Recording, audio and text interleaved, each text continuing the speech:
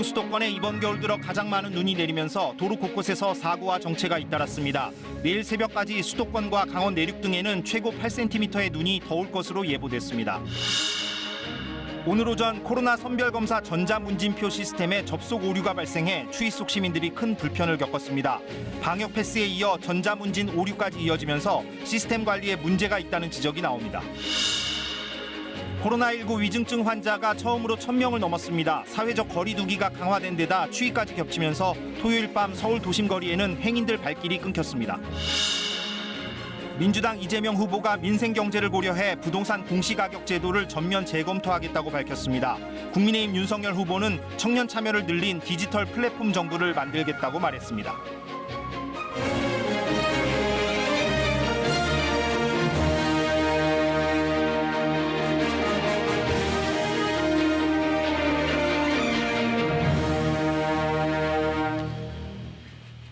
네, 여러분 안녕하십니까. 사회적 거리 두기가 다시 강화된 첫날이었습니다.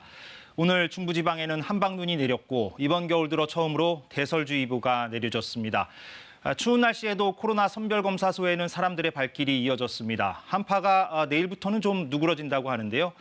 오늘 9시 뉴스는 대설주의보와 눈 피해 소식을 먼저 전해드리고 코로나 소식으로 이어가겠습니다. 첫 소식은 재난미디어센터 신방실 기상전문기자가 준비했습니다.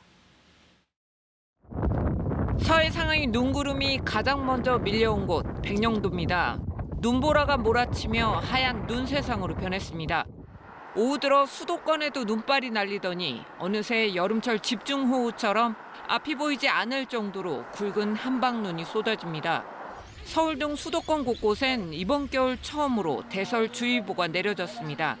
위성 영상을 보면 남북으로 폭이 넓은 눈구름대가 서해안을 시작으로 중부 내륙까지 유입됩니다.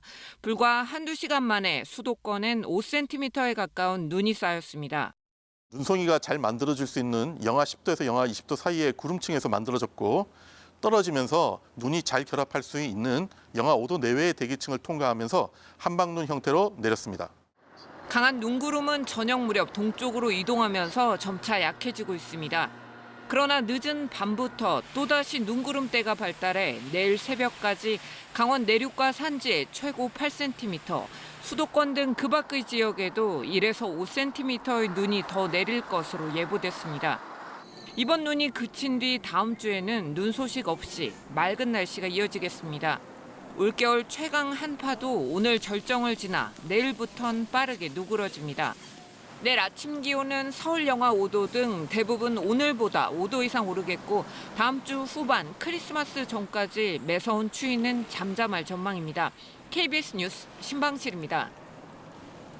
네, 눈이 많이 내리면서 도로 곳곳에서 정체가 생겼고 사고도 있었습니다. 김수연 기자가 오늘 상황을 종합하고 또 빙판길 운전할 때 조심해야 할 부분도 함께 짚어보겠습니다. 눈 오는 도로 한복판에 버스가 길을 가로막고 섰습니다.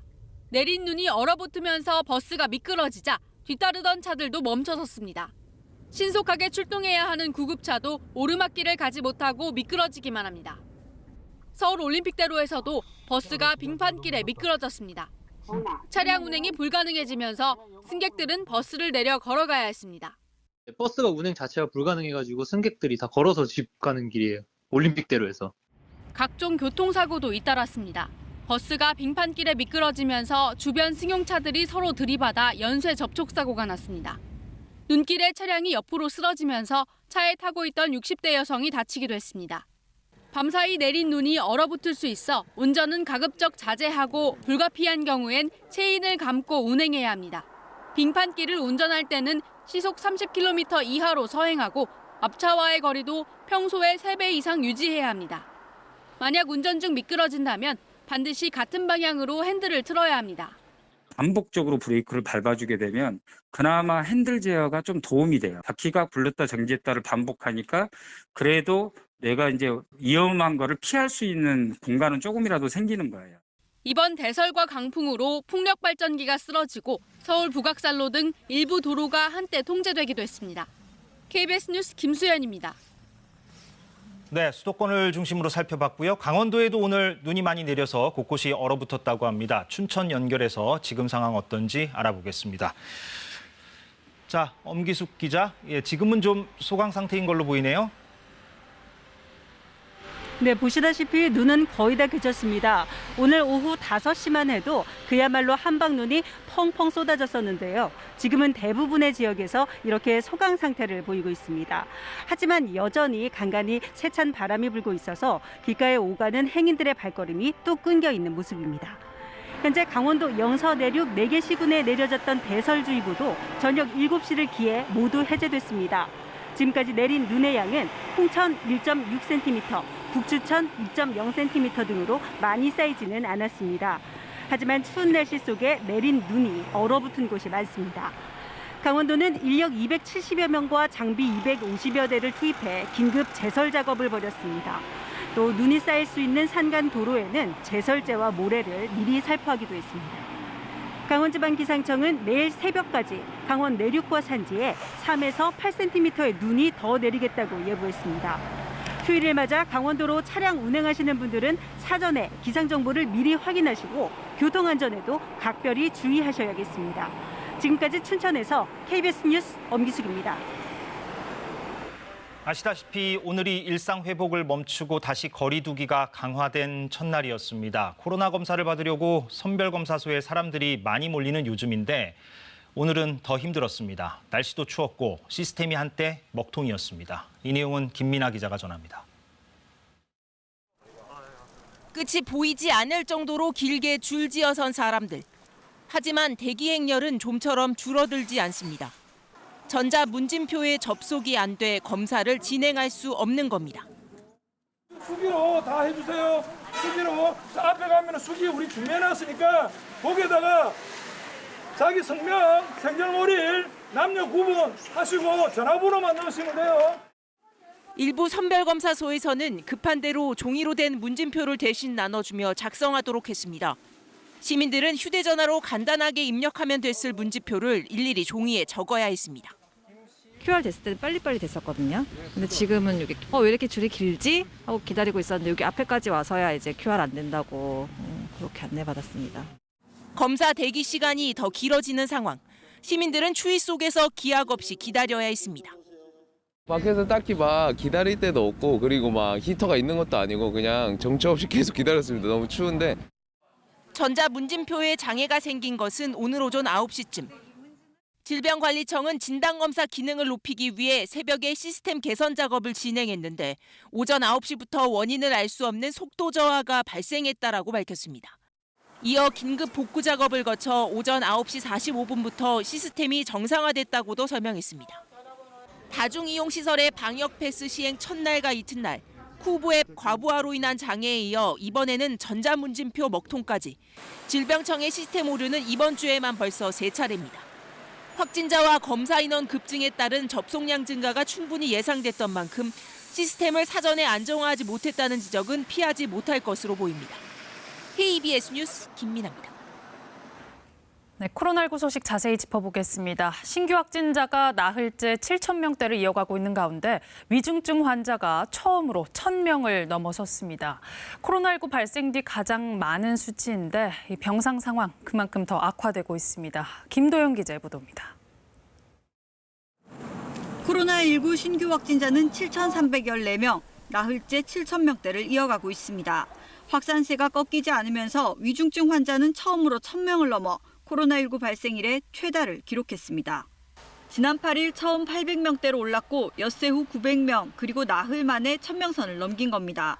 확산세가 계속될 경우 중증 환자가 2,000명에 육박할 수도 있다는 예상이 나오는 상황. 전국의 중환자 병상은 10개 중 8개가 이미 사용 중입니다. 인천은 가동률이 92%로 6개 병상만 입원 가능합니다. 경북은 남은 중환자 병상이 없고 충북은 1개, 세종 2개, 대전엔 3개 병상만 남아있는 상황입니다. 정부는 행정명령과 병상 회전율 제고를 통해 병상을 마련하겠다는 방안이지만 의료 현장에서는 근본적인 대책이 될 수 없다고 지적합니다. 비어있는 병상이 아니고 다른 환자 거를 가져오는 거라는 거예요. 그러면 그만큼의 중증도를 가진 다른 환자분들이 치료 기회를 잃게 될 거예요. 결국 단기적인 해법은 전체 확진자 수를 서둘러 줄이는 수밖에 없습니다. 그러나 거리두기 강화 효과가 나타나려면 어느 정도 시일이 필요합니다. 확진 환자 숫자가 중요한 게 중환자로 진행하는 데 시간이 걸리잖아요. 오늘 당장 확 줄어도 한 일주일 정도는 중환자 발생은 계속 있을 거예요. 수도권에서 하루 넘게 병원 배정을 기다리는 환자는 975명, 재택치료자는 3만 1,400여 명입니다. 거리두기 강화와 3차 접종의 효과가 나타나기 전까지 위중증 환자를 어떻게 관리하느냐가 관건입니다. KBS 뉴스 김도영입니다. 다시 강화된 사회적 거리두기에 따라 오늘부터 모임 가능 인원이 줄고 영업시간 제한도 강화됐습니다. 이 주말밤 번화가들이 눈에 띄게 한산해졌는데요. 서울 홍대 거리에 취재기자 나가 있습니다. 네, 강병수 기자, 지금이면 식당과 카페는 문을 닫아야 하는 시간이죠? 네, 영업시간 제한이 시작되는 조금 전 9시를 기해 이곳 홍대 거리 상점들은 대부분 문을 닫았습니다. 거리를 오가는 사람들의 숫자도 평소 주말 늦은 밤과 비교해 봤을 땐 굉장히 적은 숫자인데요. 이 사람들은 홍대 앞 번화가 지난주까지만 하더라도 완화된 거리두기로 인해 굉장히 많은 사람들로 붐볐지만 일상 회복 멈춤 첫날인 오늘 조금은 다른 풍경이었습니다. 이미 7시가 조금 넘은 시간부터 손님들이 다 차지하는 식당들이 눈에 띄었는데요. 일찍 모임을 마치고 지하철로 향하는 사람들도 많았습니다. 이 잠시나마 숨통이 트였던 상인들은 한 달 반 만에 영업시간이 밤 9시로 단축되고 모임 인원 제한도 강화되면서 영업 손실 걱정이 가득합니다. 정부 방역 지침 때문에 이렇게 되는 것도 좀 미안하기도 하고 손님 입장에서도 저희 입장에서도 많이 손해라고 생각합니다.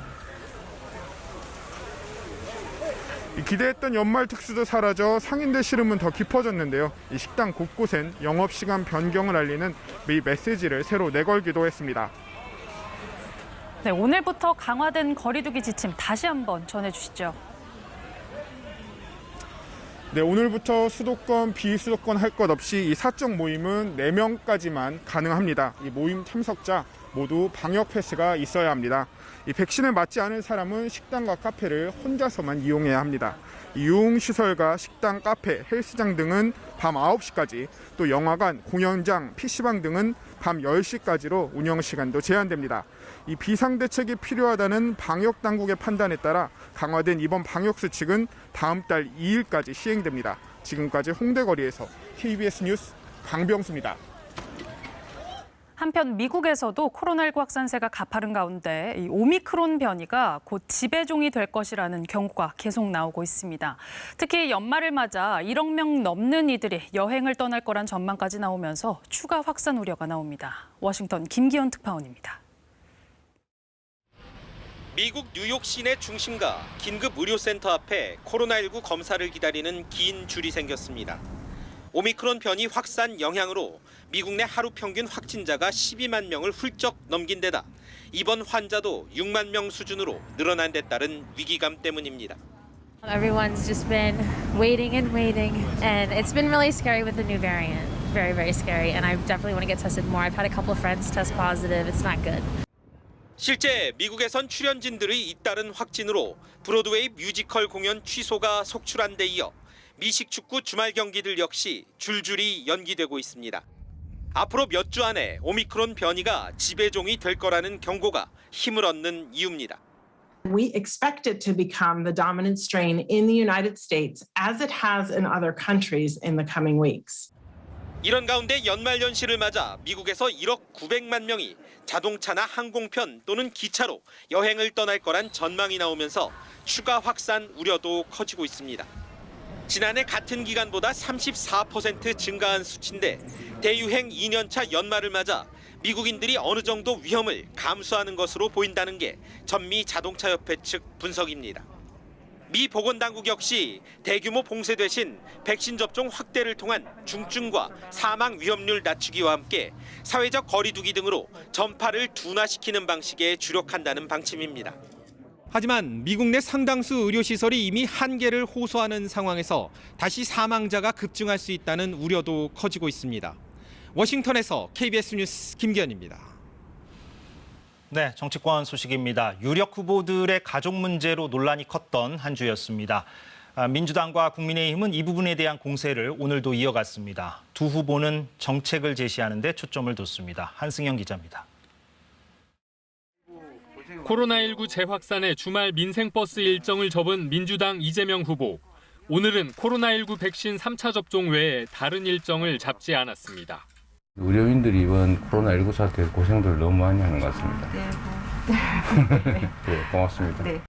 SNS로는 공시가격 제도의 전면 재검토 입장을 밝혔습니다. 공시가격 상승이 재산세 등의 부담으로 이어진다며 재산세나 건보료를 올해 수준으로 유지하도록 당정에 대책을 마련해달라고 요청했습니다. 정부의 공시가 현실화 기조에 제동을 건 겁니다. 국민의힘 윤석열 후보는 선대위 청년 보좌역 면접장을 찾았습니다. 윤 후보는 정부 조직의 디지털 전환으로 다음 정부를 디지털 플랫폼 정부로 만들겠다고 제시했습니다. 이를 위해 청년의 참여가 필요하다며 30대 장관이 많이 나올 것이라고 밝혔습니다. 부인 김건희 씨 허위 이력 논란에 대한 어제 사과가 허위 이력을 인정한 것이냐는 취재진 질문에는 말을 아꼈습니다. 노코멘 하겠습니다. 네, 제가 어제 말씀을 드렸고 또 그거는 앞으로 어떤 나중에 무슨 상황이 생길지도 모르고. 비슷한 시점에 가족 리스크에 부닥쳐 사과를 한 두 후보는 가급적 관련 사안을 거론하지 않고 여론 추이를 살피는 기류입니다. 후보와 별개로 양당 선대위는 상대 측에 대한 공세를 이어갔습니다. 민주당은 윤석열 후보 사과가 마지못한 것이라고 비판했고 국민의힘은 이 후보 아들 문제를 민주당이 사소한 문제로 축소하고 있다고 공세를 폈습니다.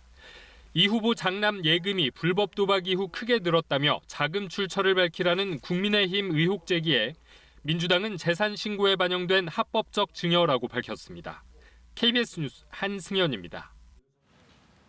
네, 올해 축산 농가에서 키우는 한우가 역대 가장 많은 것으로 집계됐습니다. 이렇게 공급이 늘면 자연스럽게 내년에는 속값이 떨어질 거라는 예측이 나오는데요.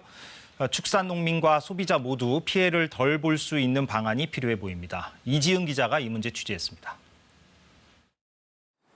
한우 90여 마리를 키우는 축사입니다. 전체 축사 규모의 60%만 채워진 상태. 하지만 농장주는 소를 늘리기보다 줄일 생각을 하고 있습니다. 속값이 떨어질 우려가 최근 커졌기 때문입니다. 3월달, 7월달에서 두 번이나 인상이 됐는데 가격이 지탱해주지 않으면 생산비도 못 건지는 상황이 올 수도 있다는 거죠. 올해 한우 사육주 수는 341만여 마리로 역대 최대치입니다. 코로나19로 가정식 수요가 늘고 재난지원금 등이 지급되면서 소고기 소비가 확대돼 한우가 비싼 값에 팔리자 농가마다 사육량을 늘린 겁니다. 지난달 평균 한우 도매 가격은 1kg에 2만 1,000원 선으로 1년 전보다 6% 넘게 올랐습니다.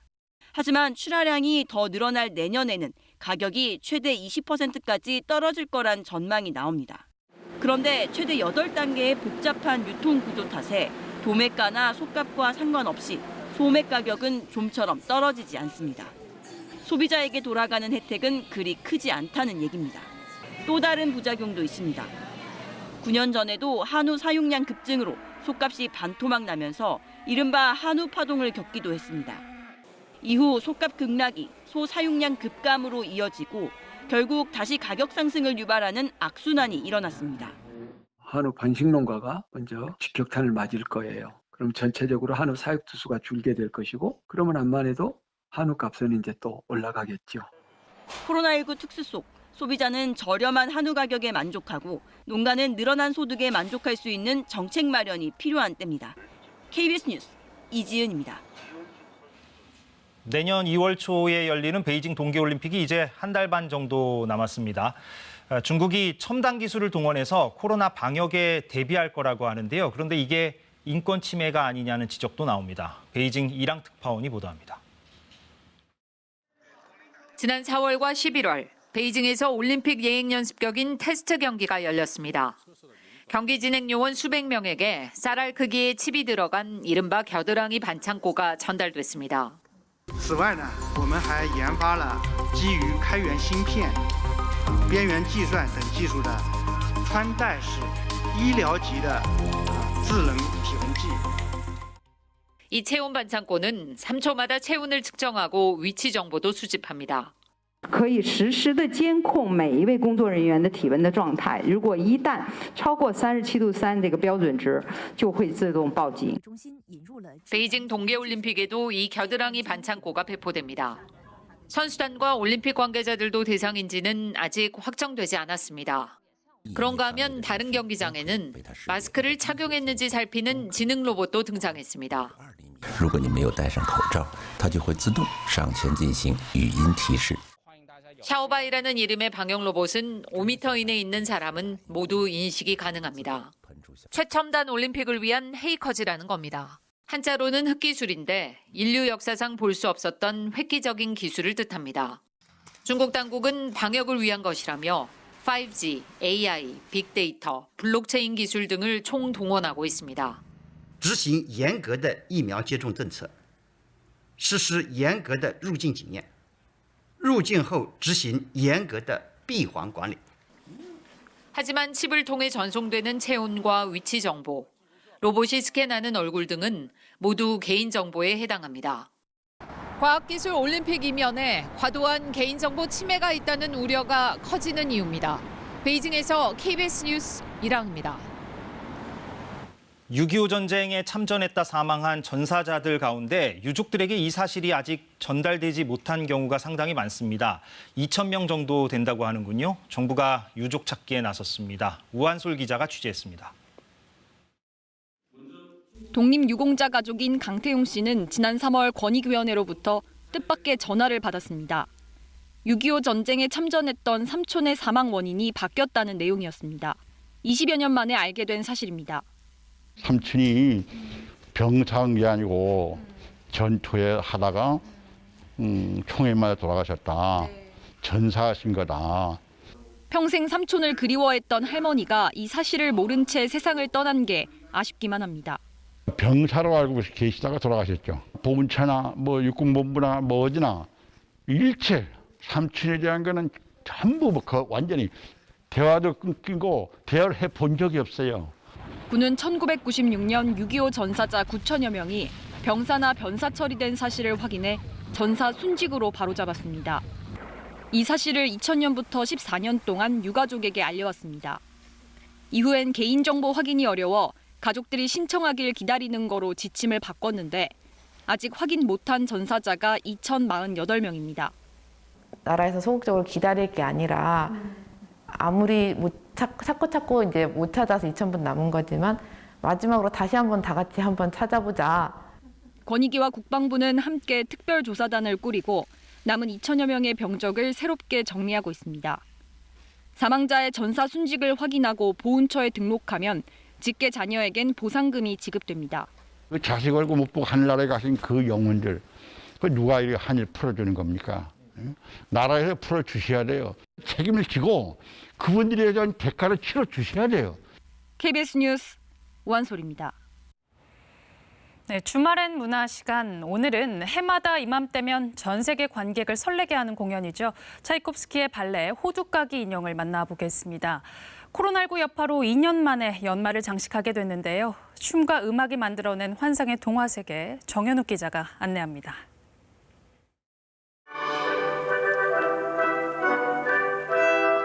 성대한 파티가 열린 크리스마스 이브. 선물로 받은 호두까기 인형을 끌어안은 채 잠든 클라라의 꿈속에서 병정과 생쥐들의 치열한 전투가 벌어집니다.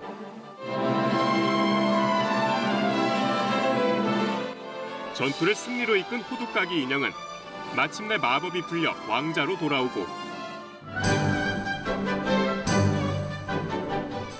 클라라와 왕자의 여정에 초콜릿과 커피, 막대 사탕이 등장해 다채로운 민속춤을 선보입니다. 이 환상적인 꿈의 끝자락에 펼쳐지는 두 주인공의 2인무 그랑파드대는 느린 선율 속의 사랑의 낭만을 극대화한 오전 발레 최고의 명장면으로 꼽힙니다. 우선 체력적으로 많이 보완을 많이 하려고 노력했고요. 그다음에 이제 그 와중에 연기와 그다음에 이제 편안한 춤을 관객들에게 선사하기 위해서 열심히 준비하고 있습니다. 호프만의 동화를 원작으로 한 차이콥스키의 발레 호두까기 인형은 1892년 초연 직후에는 인기를 끌지 못하다가 대중적인 선율로 가득한 음악이 널리 알려지며 1940년대부터는 전 세계에서 크리스마스 시즌을 대표하는 최고의 흥행작으로 자리 잡았습니다. 국내에서는 유니버설 발레단과 국립발레단이 해마다 라이벌 구도를 형성하며 아시아 최고 수준의 무대를 선보였지만 지난해에는 코로나 사태로 처음으로 두 곳 모두 공연을 취소했습니다. 힘들어하는 우리 시민들을 위해서 호두까기만큼은 우리가 어떻게 쓰든지 지키자. 아니면 연말을 기쁘게 보내야 되겠다, 보낼 수 있도록 해야 되겠다라는 그런 마음이 너무 컸고. 국립발레단도 단원 가운데 확진자가 나오면서 공연 일정을 대폭 줄였지만 연기력에 더 비중을 둔 볼쇼이식 호두까기로 2년 만에 성사된 호두까기 대전에 나섭니다. KBS 뉴스 정은익입니다. 네, 24명의 목숨을 앗아간 일본 오사카시 건물 화재 사건 어제 전해드렸는데요. 화재 현장에서 방화에 사용된 것으로 보이는 기름이 검출됐습니다. 경찰은 불이 시작된 정신과 의원에서 치료를 받던 60대 남성을 용의자로 지목했는데 이 남성 현재 중태에 빠져 있습니다. 오사카에서 박원기 특파원의 보도입니다. 24명이 숨진 오사카시 번화가 화재 참사 현장에 여러 개의 꽃다발이 놓였습니다. 안타깝게 숨진 이들을 추모하기 위해 지나가던 시민들이 놓은 조화입니다.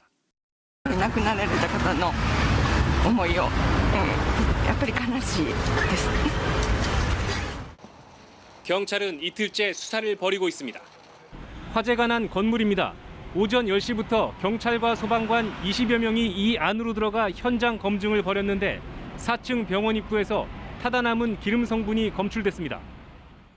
누군가가 정신과 의원 접수처 앞에 둔 종이 가방에서 가연성 액체가 새어나와 불이 시작됐다는 화재 첫날 목격자 진술과 일치하는 대목입니다. 경찰은 통원 치료를 받던 61살 A씨를 살인 방화 혐의 용의자로 지목했습니다. 또 화재 발생 30분 전 현장에서 약 3km 떨어진 용의자의 집에서도 방화로 추정되는 불이 났다며 관련 여부를 파악하고 있습니다. 하지만 A씨 역시 중태에 빠져 치료를 받고 있는 상태입니다. 시민들은 의료진과 환자가 머무는 병원이 범행 대상이 됐다는 점에 대해 충격을 감추지 못하고 있습니다. これがまたねどこで起きるかわからないですけどね。起きちゃいけんことが起きてしまったというかね。大きな事件かなと思って私は思ってるんですけど。일본 병원의 2018년 조사에 따르면 최근 50년간 일본에서 발생한 병원 화재 102건의 원인 가운데 방화가 33건으로 가장 많았습니다. 오사카에서 KBS 뉴스 박원기입니다. 네, 서울시 공영주차장에 주차하면 나갈 때 자동으로 주차 요금을 결제할 수 있다는 사실 알고 계셨나요? 이른바 지갑 없는 주차장으로 서울시가 수십억 원을 투입해 지난해부터 전면 시행하고 있는데요. 그런데 취재진이 확인해 본 결과 곳곳이 먹통이었습니다. 이지윤 기자가 현장 취재했습니다. 서울 마포구의 공영주차장입니다. 미리 인터넷으로 차량 번호와 카드를 등록해두면 차량이 지나가면서 자동으로 요금이 결제됩니다. 이른바 지갑 없는 주차장입니다. 서울시가 39억 원의 예산을 투입해 공영주차장 100여 곳에 전면 도입했는데 곳곳이 먹통입니다. 서울시 주차정보 앱을 깔아서 가봤는데 처음부터 인식이 안 되니까 기존에 하던 방식 그대로 관리인한테 영수증 받아서 결제하고 왜 이런 식으로 세금을 낭비해서 투자하는지. 사전 등록 차량만을 위한 전용 출구까지 있지만 작동이 안 됩니다. 사전 정산 전용 제로입니다. 천천히 회차하여 주십시오. 관리인도 왜 작동이 안 되는지 모릅니다. 시스템 문제가 있는 것 같아요. 저희도 지금 보고 확인하고 있거든요. 근데 저희가 지금 정확히 지금 매뉴얼이 저게 약간 이상해가지고. 도로변에 있는 노상주차장은 상황이 더 심각합니다. 이게 차량 인지 센서입니다. 차량이 이 위에 주차되면 센서가 차량을 감지해 앱을 통해 요금이 결제되는 시스템인데요. 센서가 제대로 작동되지 않아 요금 결제도 아예 불가능합니다. 노상주차장 관리인들은 이런 제도가 있는지조차 모르고 있습니다. 그건 뭐예요? 서울 주차정보 앱. 그거 안 돼요. 그게 뭔데요? 센서를 특별 관리용이라고 신고하는 거예요. 본인이 아니잖아요. 취재진이 확인해본 공영주차장 10곳 중에서 제대로 작동하는 지갑 없는 주차장은 단 한 곳뿐이었습니다.